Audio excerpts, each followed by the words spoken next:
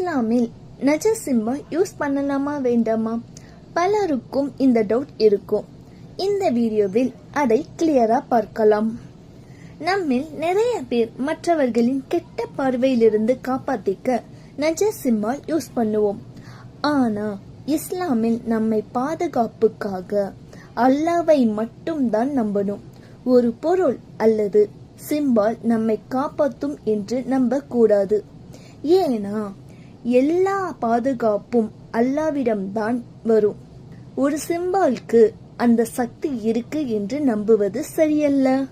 நமக்கு தீய பார்வை பாதிப்பு வராமல் இருக்க நாம் துவா படிக்கணும், அல்லாஹ்விடம்தான் உதவி கேட்கணும்.